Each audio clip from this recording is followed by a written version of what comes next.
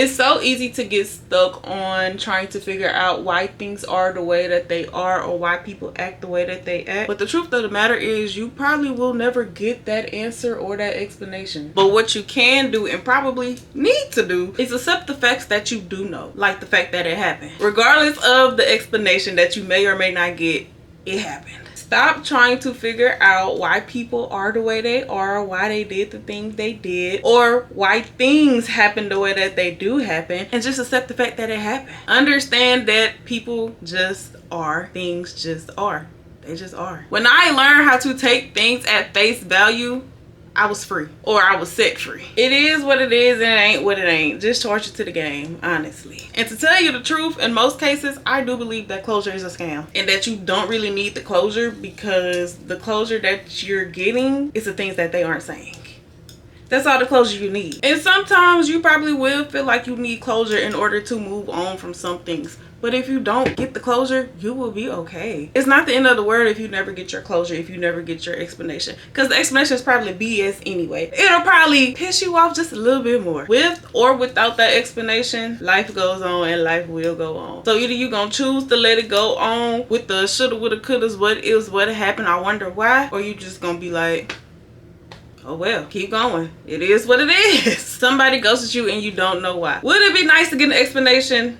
Yeah, sure, okay. But also, when you look at the bigger picture, the explanation is they didn't want to talk to me, so they ghosted me and they left me alone. You shouldn't want to talk to them again no way because they didn't want to talk to you.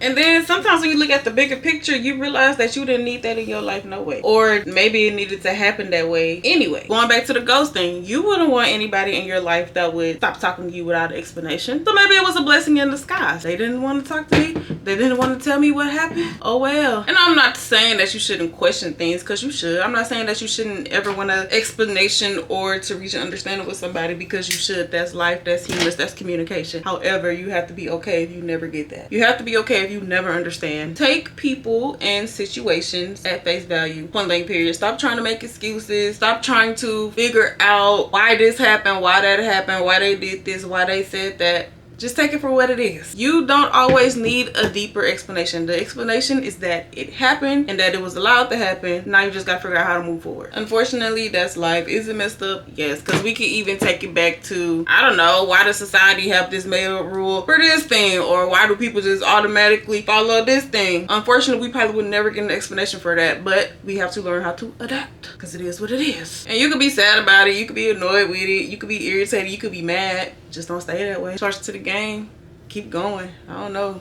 Pick up them pants, girl, and live to see another day, okay? Tell me why I have been using Strava wrong this whole time. I started using Strava probably at the beginning, maybe the middle of March, and I was just pressing record and I was running. I didn't realize until yesterday that I wasn't selecting run instead of ride. They were tracking my miles correctly, but they were tracking my speed incorrectly because they thought I was riding a bike and not running. And you know, my speed kept saying 5.5 speed, and I didn't really question it because when I was running on the treadmill, I was running like 5.5, 5.6 speed. But I should have known that it was wrong, because when I was on that treadmill, it took me a little longer to hit that mile. When I finally realized yesterday that I was tracking it wrong and I changed it to run, my speed was like 11.213, one of those. It was 11 point something, and I was like, makes sense.